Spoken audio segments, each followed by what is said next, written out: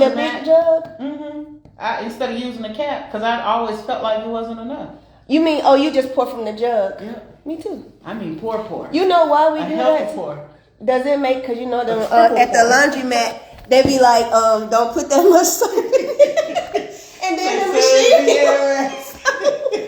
Coming out the door. You don't do that though with the Not cheap anymore. stuff. No. You know why too? Because it don't cost that much. Right. So we just be pouring out all that. But the same with your Thinking shampoo. that more is better. And it's not.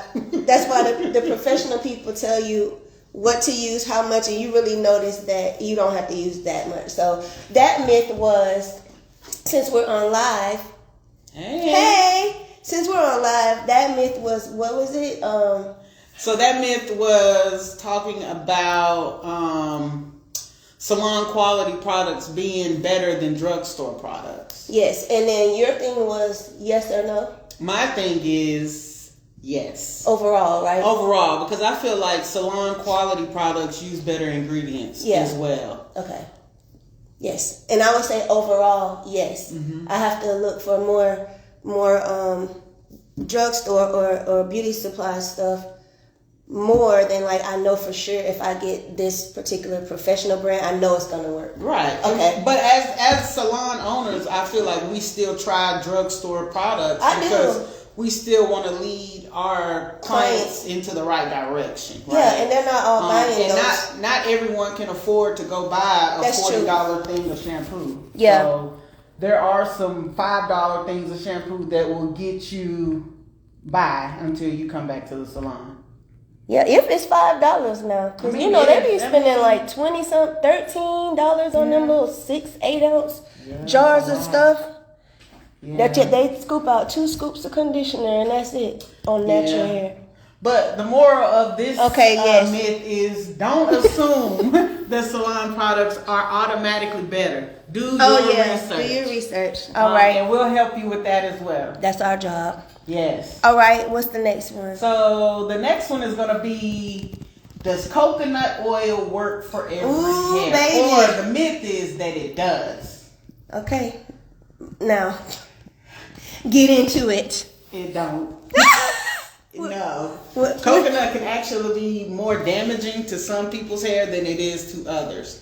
I, as a professional, feel like coconut oil is good for people with straight hair, not necessarily curly hair. Okay.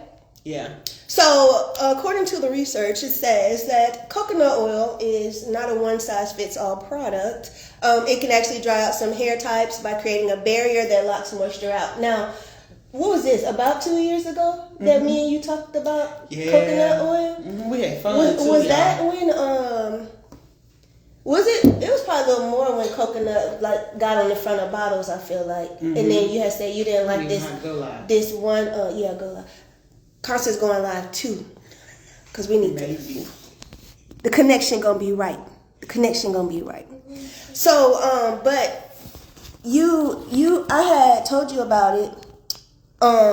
Because they were putting it on everything. And, we're going live on Facebook. We are. It's going to work.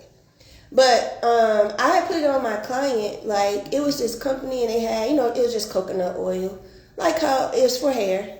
And I put it on her hair. I want to say she did have a relaxer. But I put it on like I would have put on a type of serum or anything else.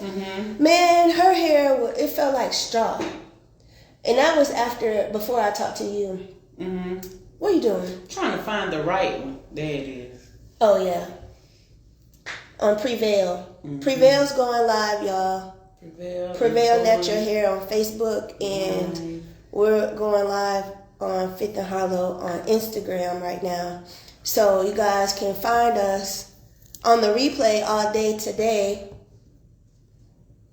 But the coconut, so I put the coconut on her hair, and her hair felt like straw. And I didn't realize that that's what it was until, like I did, like you do a little bit or whatever. And I was like, that's the only thing I did. So I was like, girl, we're going to have to, I don't know if I probably ended up rinsing her hair again or like rinsing it with conditioner or something.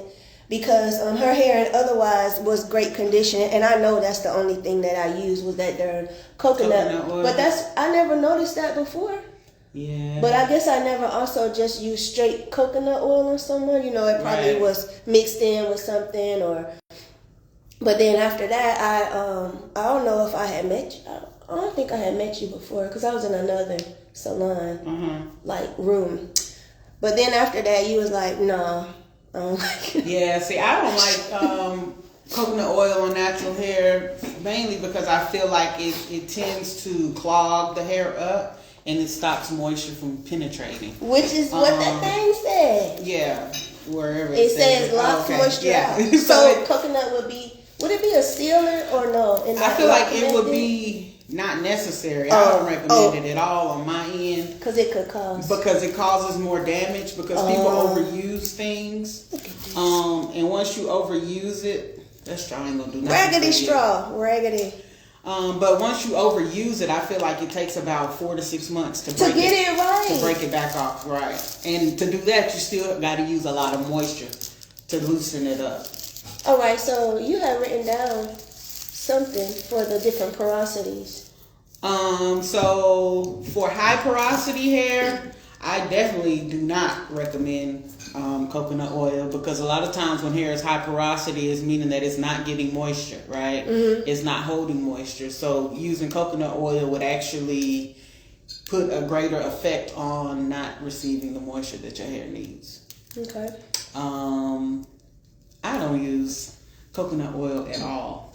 At all. So you know those products that you do have.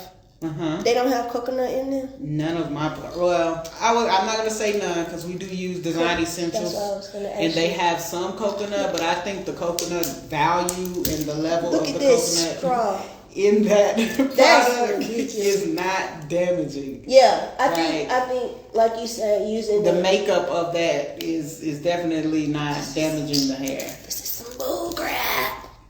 Yeah, because it's not just straight up coconut oil. Correct. So using straight coconut oil could be more damaging than good. So there's that myth busted. Coconut oil does not work for every hair type or texture. And it's not that it's not good. It's just that you have to be careful in the way that you use it.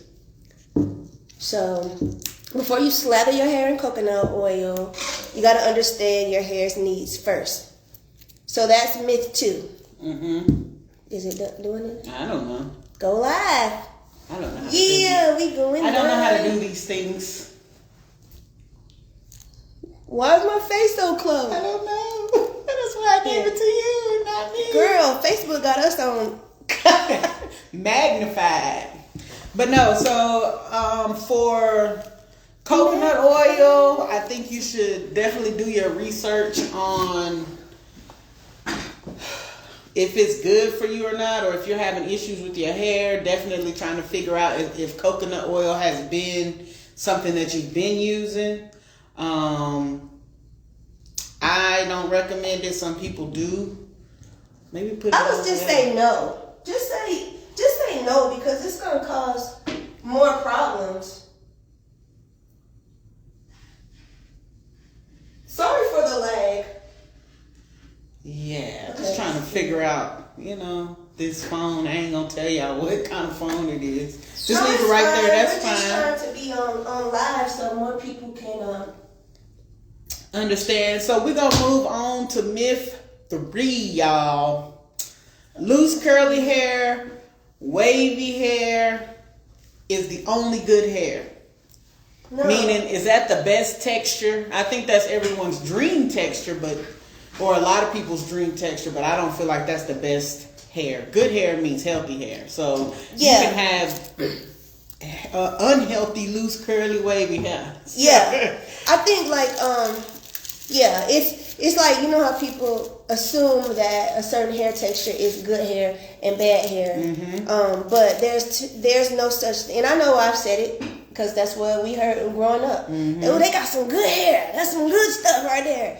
I realized, like you said, good hair is healthy hair. And actually the hair that I thought was considered good hair, which is pretty, but my hair has changed to like it's not still that silky hair, but I wanted hair like my mom, my auntie, my granddaddy. Put some grease and water on it, and but it just wave on up. Yeah, but you know what happens with that kind of hair when you turn 46? It gets really thin. That good hair be out thick. Yes, I miss my hair was like, it'd be like boom, and it was pretty, like, you know, when it was styled, or mama would relax it, or then, you know, or I started flattering, whatever. My hair was doing some good stuff. Right. And now, so imagine how I started out with that hair, or like some of my uncles and stuff, like their hair is very soft. And some of them, the men, they shave theirs. Some of them do other stuff. So, and my mom what does mama do? She just braid hers up now or roll it. Yeah. So, most of my family had really thick hair, long hair. They were hairpin women. I mean, that's all they had was 2 hairpins. What they do? Roll it up. Roll it up, pin it down. That's pretty much it. But you got curly hair. I mean, it's curly. Was it thicker than this? Or your texture's been kind of like this? I feel like my texture is a little looser just because of the color, but I feel like my texture is tight. Tight, but not like super coarse. Okay. If that makes sense. Not really fine hair, but kind of in between. Like medium? Yeah. Okay. All right. But let's see. So the myth is that loose or curly or wavy hair is good hair, and we have decided that there is no such thing as good hair. What makes good hair is healthy hair, moisturized hair that is thriving and well. Correct. So we can stop saying that. Correct. Okay. So you can still have good, unruly hair. Sometimes it just don't do what you want it to do, but your hair is still good. Because straight hair can be freaking unruly and misbehaving. Right. I know y'all know. Right. So, okay, myth 4. Cutting your hair makes it grow back thicker and faster. So, when I saw this on a Reddit thread, and it was just saying that someone was like, they were told if they cut it, like shave it off, it'll grow back thicker and faster. I know my mom said that if I shave my legs, that it would grow back thicker. Not because I wanted it to. She just like, it'll grow that back was just thicker. something that was told to, I think, everyone when they were younger. Yeah. So even like for the people who seen little peach fuzz on their chin, it's like, well, leave it. Because if you don't, you pull it out, you're going to get 3 more. You're going to get a full beard. You know, even with gray hair back in the day, like, don't pull that one. You're going to have 4 more. 4 more going back. Right. Oh, the miss, y'all. I think that it's not that it makes it grow faster or thicker. What happens is that it puts everything at the same length, so you no longer have that breakage that you were experiencing, and so now everything is just growing back at the same pace, right? Doesn't mean that it's growing back thicker or faster. Now you can grow your hair back without cutting it off. Yeah. And your hair is going to get thicker before it gets longer. Right. And that's because that breakage has been stopped. Yeah. If the breakage has been stopped. Yeah. If it's not breaking and it's just like that hair that, if your hair is down here, the hair that's down here is the hair that's been around for however long it took for it to grow. So if it took a year for the hair to get there, this has been around for a year, I guess. This hair is just fresh and brand new. So it's like it hasn't really been touched and messed with as much. Yeah. It's stronger. It's just different hair, so. Yeah, and I think that a lot of times you have people who don't want to do a big chop to, get their hair back healthy. Typically what I say is you grow about 1/2 inch to 1 inch a month, right? So if you can trim your hair about 1/2 inch, realistically you'll stay about the same length until you get your hair to you grow, you cut, you grow, you cut. It's going to get shorter because a lot of times that new hair growth has 100% of its shrinkage, right? Versus that old hair has some damage and it's a little stretched out. Correct. It's a little used. But in reality, you don't have to do a big chop to get healthy hair. Yeah. Or to make your hair thicker, and cutting your hair is not going to make it grow faster. It's actually really slowing down the breakage rate versus the growing rate. Yeah, because if your hair is breaking off as fast as you can grow it, that's why you feel like your hair's not growing. Mm-hmm. So when you don't allow yourself to get trims and stuff, because you're like, no, it's going to be short. Well, you have to release the broken hair. Mm-hmm. Otherwise, it's going to keep breaking up the shaft, and then you're just not going to see the retention. Mm-hmm. So there are...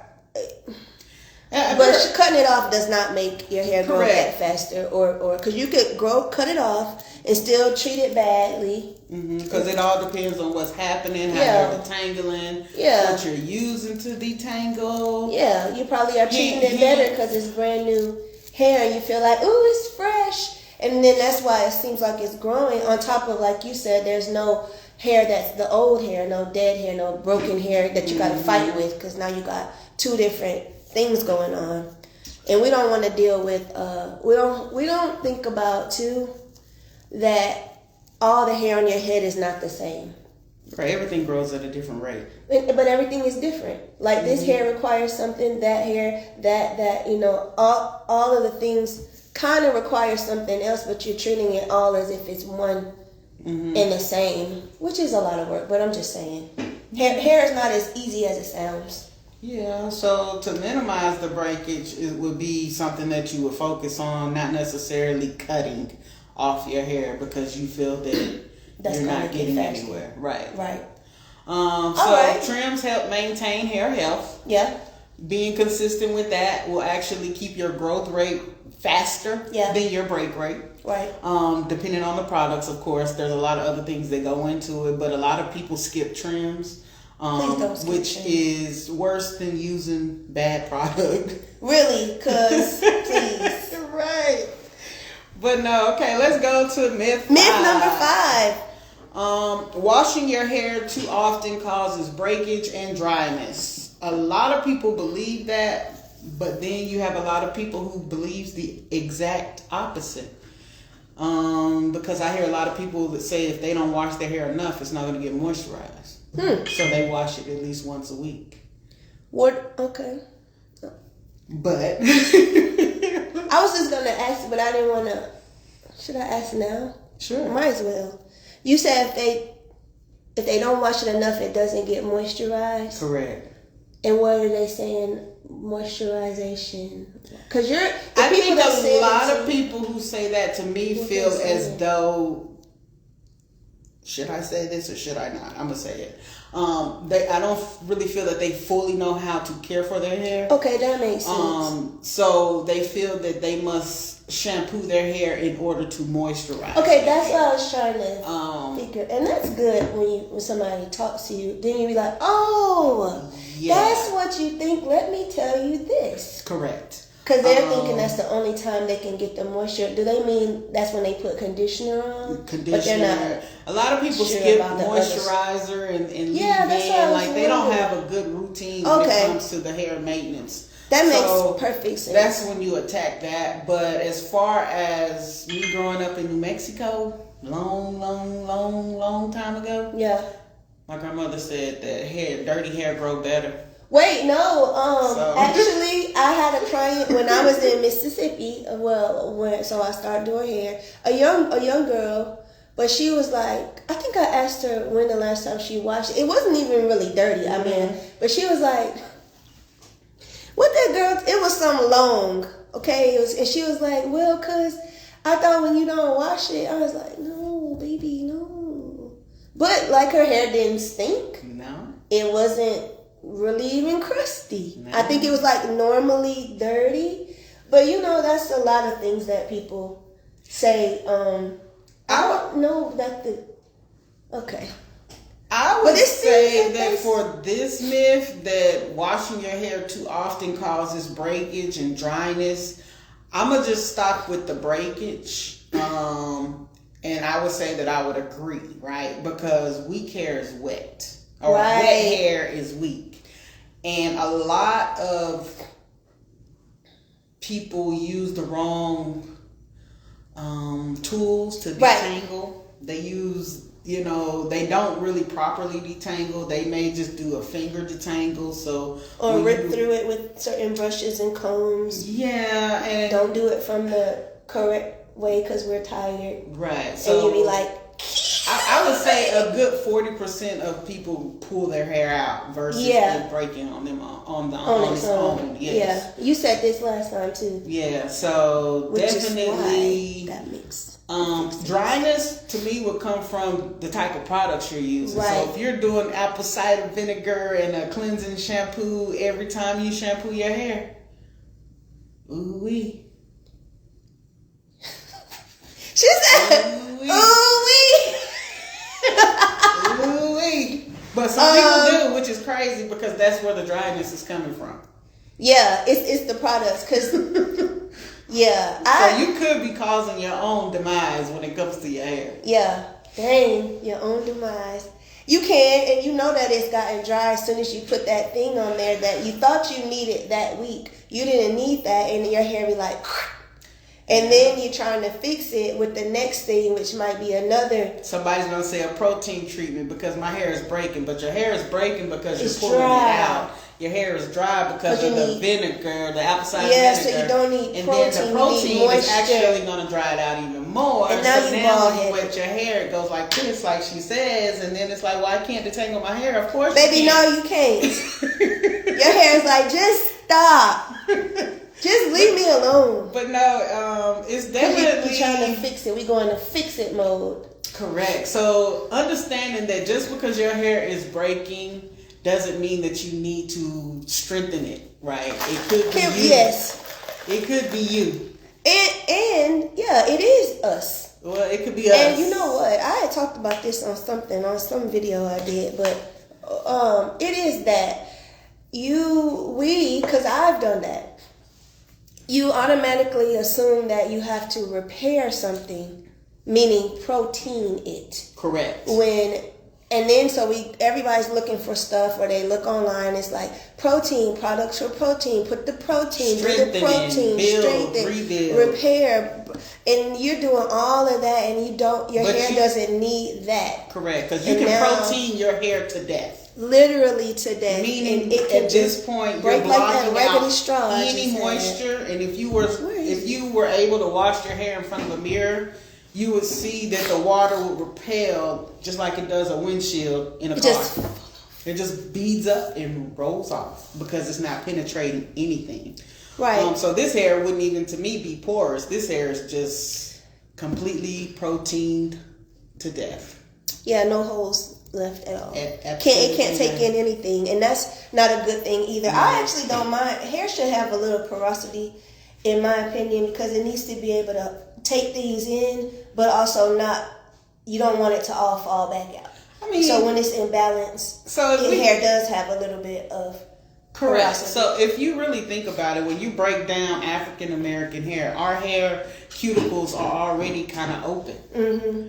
They're open because we have elasticity, and so if we fill in all those cracks, what happens?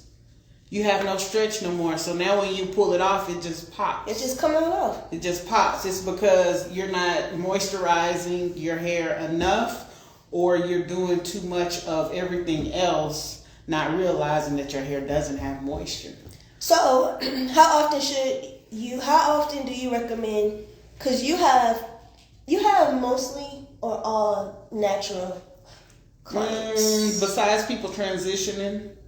So you have natural and transitioning clients. Transitioning means they are transitioning from... I'm going to say heat and relaxers, because people have to transition from heat styling? Yes, because some people have those...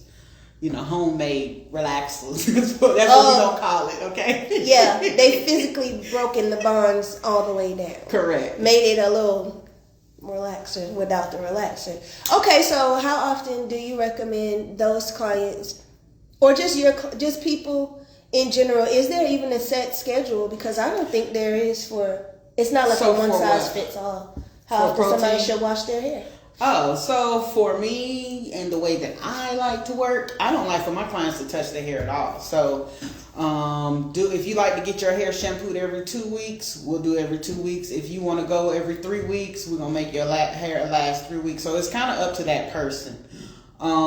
Everyone is different. You have some people who feel like, oh, I work out every day and I have to shampoo my hair every week. No, that's not the case. What you need to do is find a style that will last you 2 weeks during your workout, right? So that would not be a silk press for most people. Mm-hmm. Some people can, some people can't. Yeah.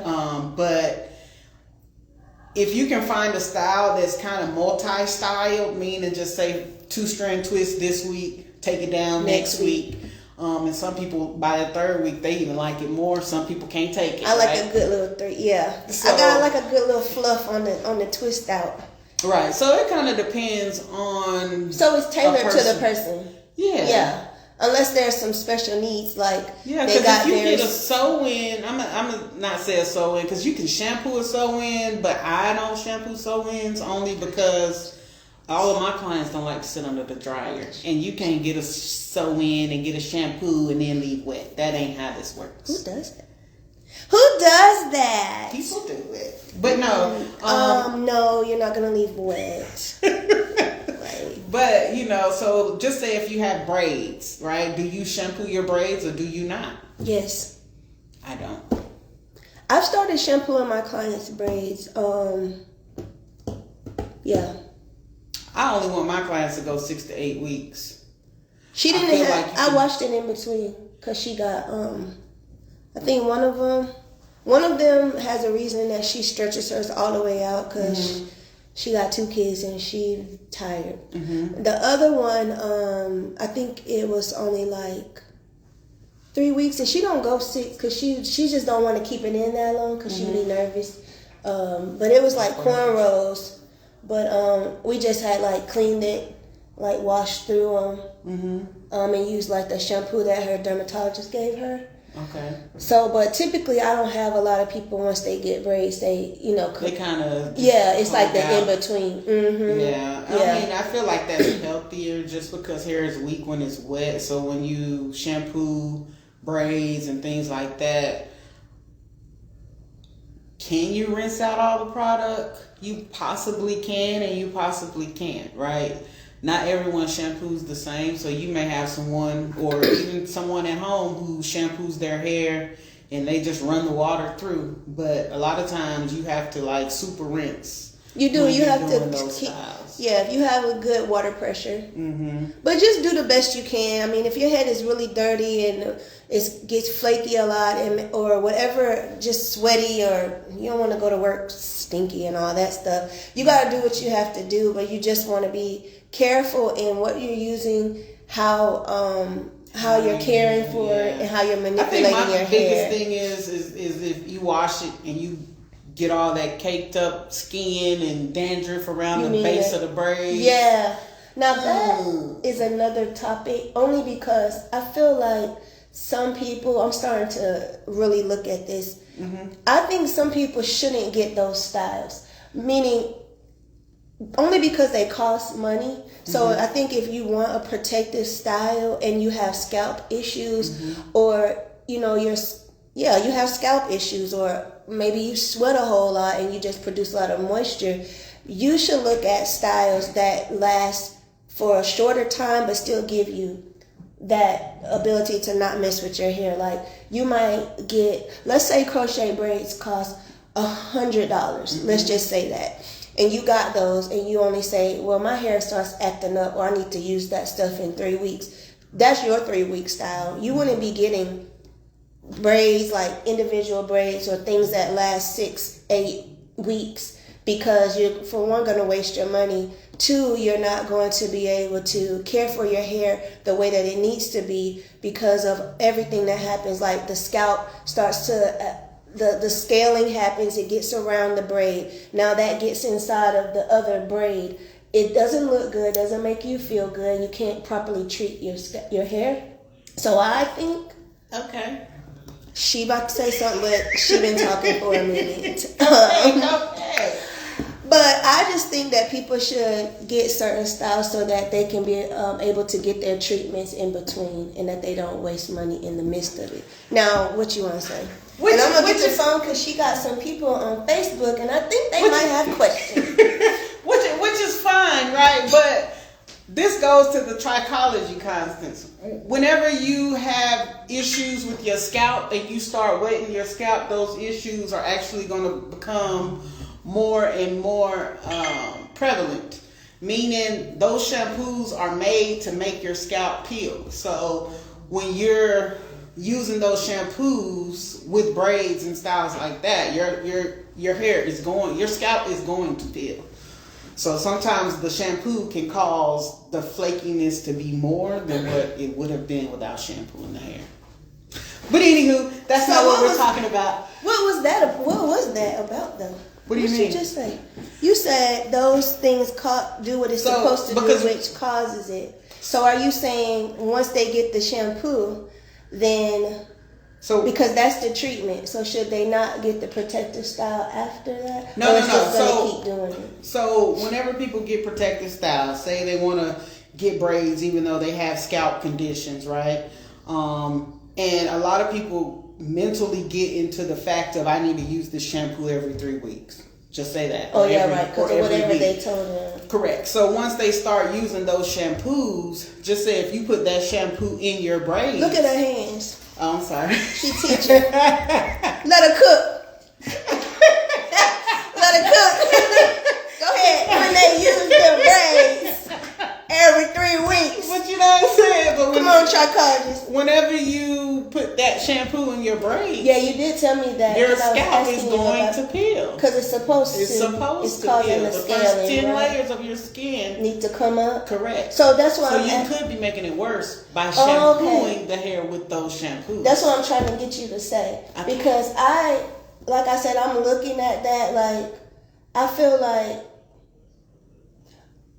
I want to know what should people do. Like, you know how people do, they want protective styles. Like if it's free hair, right? Like I can get in there, do what I gotta do if they got those shampoos and things. Because I think I asked you like, what is this ketoconazole junk? I'm sorry, it's not junk because I just took a cosmetic science course and it's not junk. But it's not junk. I feel like it's for everybody, right? It is your general Everyone has the ketoconazole. Correct. But shampoo. like you said, it causes. So what we're trying to do is get the scaling up. I mean, it causes the scaling, but then it's going to do that. So what do you recommend? Do you think that we just keep? For me, I like to prep the scalp. Okay. So of course, the grease that I make is pretty well known in my salon, and it's good for doing like the seborrheic dermatitis and things like that. So when people get those longevity styles, they grease their scalp.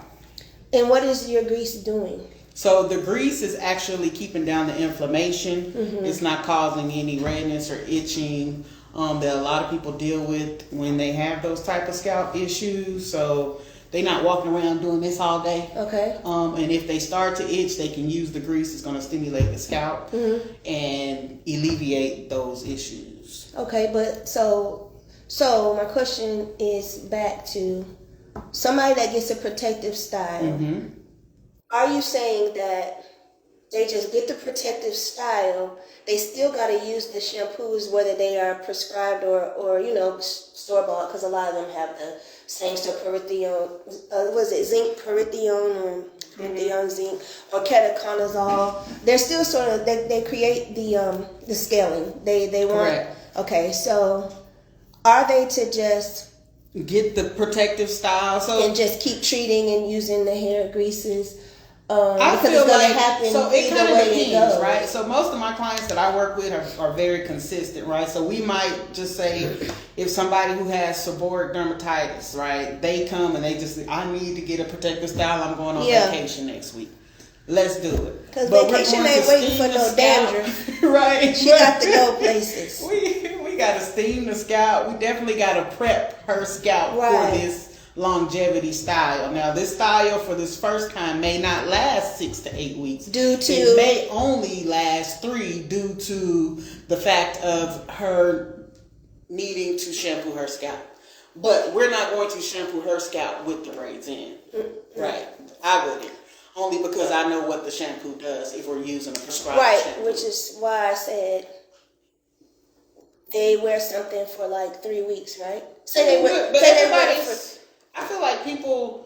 Mom, like, gosh. I know, right? But people gonna wear their style. I don't care if they can only wear it for 3 days. If they can wear braids for 3 days, they gonna wear them 3-day braids for $100 and $200. They gonna do it. No matter what you tell people. Because if you don't give it to them, they finna go across the street and get them done. And they gonna wear them 3 days. So let me ask you this question. What do we do to treat those things? Like, are we supposed to constantly just use the products? Because that's what they do prescribe. So are they supposed to keep using them because we want to keep the overgrowth? Or, well, you said it creates the scaling. Are we trying to keep it scaling? Or are we trying to decrease the amount? Well, you keep it scaling because a lot of times it's rapid it's production. Yes. And it's not coming off. Correct. So we need to get it off so because that it doesn't overproduction. Cause. Correct. And then it starts to. Yes. Yeah. Oh, let me ask you another question while we're here. You know how people like to scratch. Mm-hmm. I know that you're not supposed to. Well, I read what my client told me that you're not supposed to scratch up the eczema only because it's a growth and it could make it worse. Because it eczema? They scratching up. Listen, I don't know about they. I'm just saying I saw it and I didn't know that it was. I think she did tell me it was eczema. This was or psoriasis. No, I think it was because it was a patch. You know how eczema makes a patch. Psoriasis makes a patch, but eczema makes like a growth scaly patch. So her daughter did have eczema, and I think it was presenting like it was a patch of scale. I say it depends though, because but she said her doctor said don't scratch it, and I was like, oh, that makes sense because a lot of times it makes it worse. No, you can damage the follicle and cause baldness. Well, a lot of things. So I was like, okay, so that was just something that I had to pay attention. You know, like just because it looks flaky doesn't mean you scratch it like dandruff. That means you have to see what the issue is, what the issue is, because you could make it worse. Correct. Right. But I feel like if it's eczema, that sounds like that would be more of just a flake. More than that would be kind of scary. No, it was so because the girl's hair. This was whatever a long time ago. I don't see them no more. Mm-hmm. But she has a lot of hair, and she is just so thick, and it could get like kind of dense up in there. Mm-hmm. So right where it was right here, it wasn't big at first because it hadn't gotten treated, like it was going down. Mm-hmm. And so it did look like, you know how sometimes people have a little scale, and it did look like that little patch right there. So, but over time, it started to... That don't sound like eczema. But that's what her doctor said, so I'm just saying. Over time, it started to raise up and be a little more because she was like, well, she's not doing what I told her to do. She's not putting the medicine. She was... So whatever stuff they had, that's what she said. Mm. But in any case, I know when I did mess with it, like I thought it was, and I was like, oh, I better leave this alone. It can't bleed. Because I mean, people deal with a lot of different things. Like you could, like see people with like,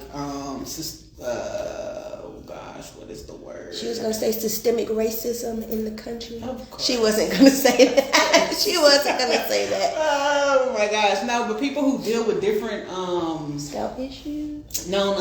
What is the word, Constance? What is the word?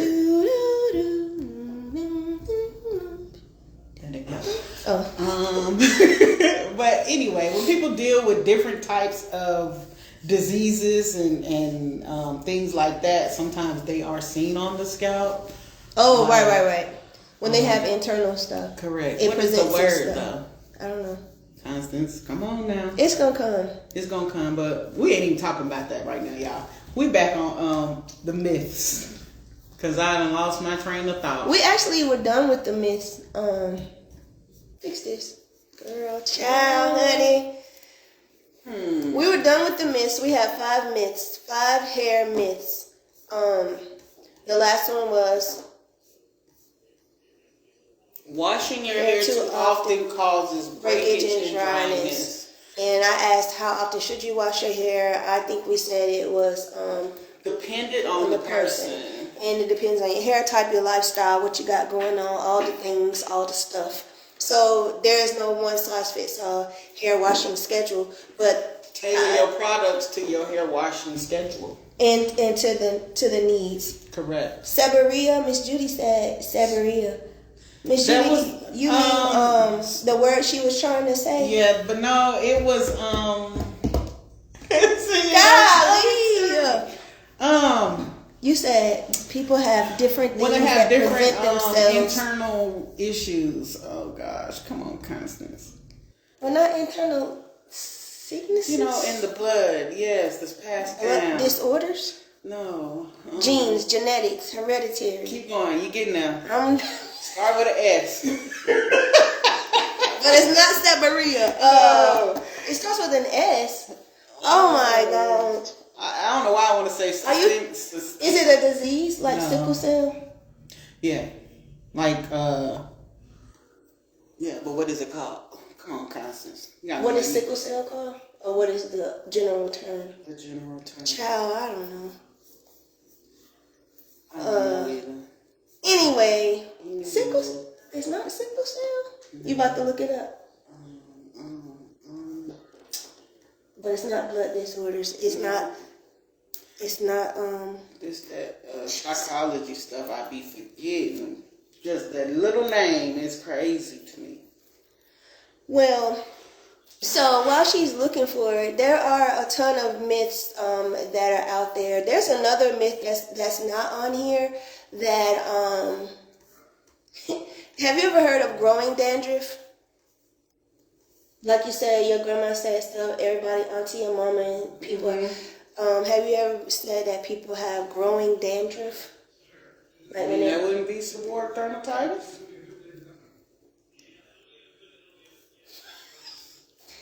You ain't never heard it though? I wonder is that a southern thing? It's like thick and... Because you're not southern, right? New Mexico. Yeah. You're southwest. You got it. She's from the southwest. Yeah, I feel like in the South, I've heard of growing dandruff. That's a lot of growing dandruff. I'm like, that's just dandruff. Or they'll be like, my head was like this my whole life, but why though? You're not supposed to have dandruff consistently your whole life. I mean, it's not like it's just supposed to be, although it was. You're still looking for that word. Mm-hmm. Well, so I'm going to say, since you don't know what growing dandruff is, it is what seborrheic dermatitis. Okay. Is it? Oh, no, I don't know. There's no such thing as growing dandruff. It's not. It's just you have maybe dandruff. It's just something that's been unkept because in the back in the day they felt like dirty hair grew better. So by the time it was growing, it was time to shampoo. I don't know. I guess, child. People have different things. In New Mexico, it's crazy. I used to watch my family catch rainwater. Oh yeah. And wash their hair. Yeah. Because they probably didn't have They be wondering why them buckets be in front of my house right now. My mom be catching have water. Buckets. Oh, right now? Yeah. Yeah, but the water she catching now is not that fresh water from when we were kids. They would catch water for the garden and all that stuff because rainwater is supposed to be better water. Just like how you wash your hair with filtered water or your filtered shower system to get all the minerals and stuff out. Did you find it now? It's getting close. It's getting close. It's an autoimmune condition, but it starts with an S. OMG. Oh. Okay, well, while she does that... I don't have to do it. I'm just I want you to do it and be extra so we can know what it is. But in the meantime, we're going to slide in this little segment that I saw yesterday about something we have been talking about for a couple of episodes. Just about hairstylists overall, the debate that constantly goes on, which it shouldn't continue to go on, about just hairstylists not... She got me looking. Hairstylists... And customers not feeling like they're getting basically what they are paying for. It's just like a whole thing. pricing and schedules and aesthetics and looks and all these things. So there's this lady, it's the Baltimore salon owner. I saw this on Black Label, but I spoke to the hairstylist. Her name is Jasmine. And we're going to play this little clip so y'all can weigh in on it on the next time. So let's play it. I've been seeing this from multiple different service providers. There were multiple different girls saying, it's so slow, I had to go get a 9 to 5. It's so slow, I think I'm here to get a job. It's so slow, it's so slow, it's so slow. I'm not slow. By the grace of God, I'm booked up. By the grace of God, I have women asking me to squeeze them in. In this season, the BS is being weeded out. You either got it or you don't. And what I mean, you either got professionalism, you market yourself well, quality work, quality. It's over for you janky service providers. I am sorry to say it like that. The girls do not want to pay y'all $200, $300+ and you're not giving them quality. It's a shift taking place in the beauty industry, but it's a shifting. So that's just a little clip of it. She was just saying that the BS is being weeded out. It's over for the janky service providers. Now, no, it doesn't go into the midst of today, but it does go into something that, like I said, we talked about it a couple of episodes actually. And janky is pretty much a word that sums it up.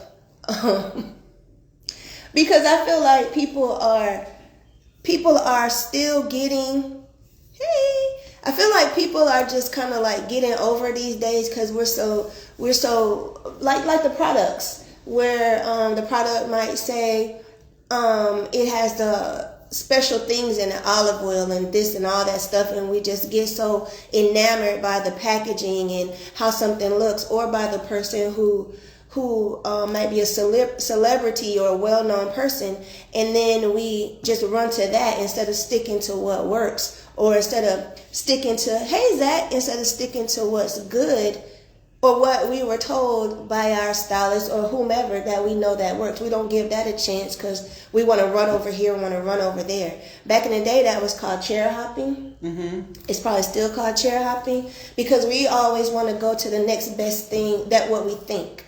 And then you get there and their policy has all them capital letters. They're yelling at you, telling you what you need to do and what they're not going to do.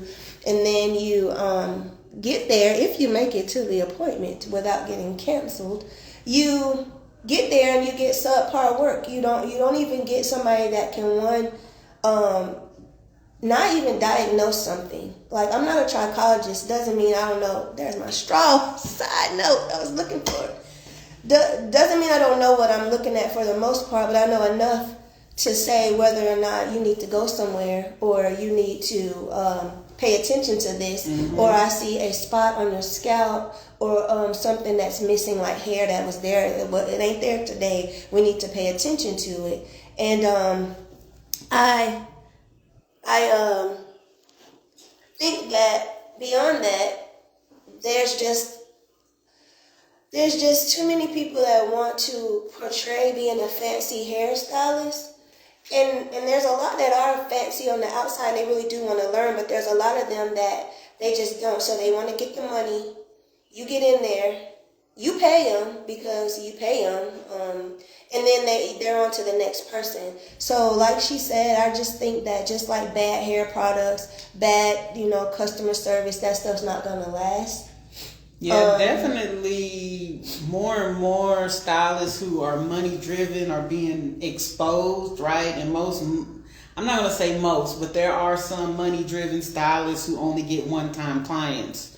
So they don't have that relationship. They don't build, you hop in their chair. They might say good morning, and then that's going to be the last word they say, and they in their phone or they on the phone.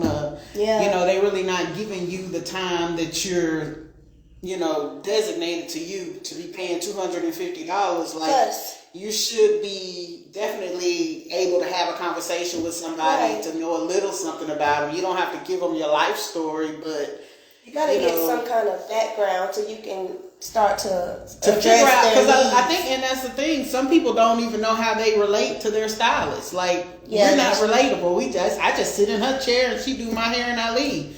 She don't tell me I need a trim. She don't tell me I need a deep condition. So no, when you ask me, can I cut your hair? No, I don't know you.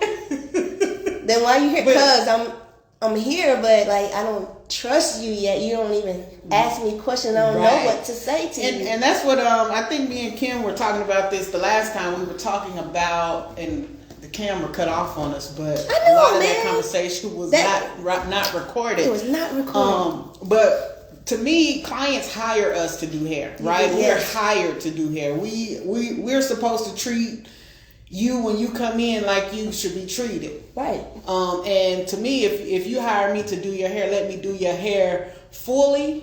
That's just me. I don't need you to shampoo your hair for me at home. Oh yeah. I don't need you. Don't help me. I don't need you to help me.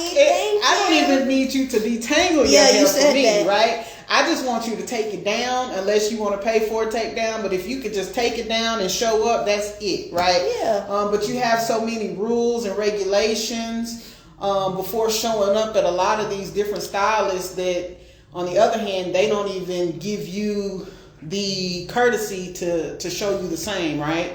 Right, at least let it be reciprocated. You can't say don't be 15 minutes later, your appointment gonna be canceled, and you get there in 30 minutes early. And they still not there, and they texting you talking about, I'm gonna be 30 minutes late. Baby, where you at? And where's my Starbucks at? Yeah. Since you late to my, come on. But, yeah. It's definitely a time where those people, like she said, are becoming less and less busy. It's becoming obsolete. Yes. And most people who are true professional stylists, they don't get slow.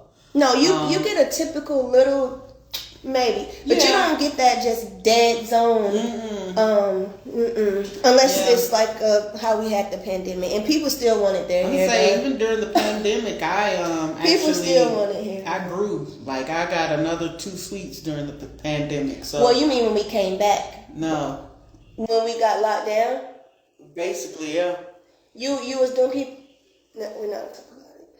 I wasn't doing nobody hair when we was like that first time. For the month that we were closed. But that's what I'm talking about. Oh no! Yeah, we opened up, and some people couldn't open back up. And that was so sad. Yeah, some people. There's a lot of people that left that couldn't open back up after that. And I think some of that, somebody I knew, I didn't know her personally, but looking at her thing and then talking to her, I was like, I think the reason she had to go is because she was doing the niche service, where she was just doing the extensions, and then we were getting back into that. That was something people were nervous about because they didn't even have jobs then. So yeah, I could see that where you don't offer any other service. But according to what I saw, it seemed like she was a good stylist. But she was just doing one thing. That's something else too. You're doing one thing, and you don't open it up to do something else. You will have to get another job.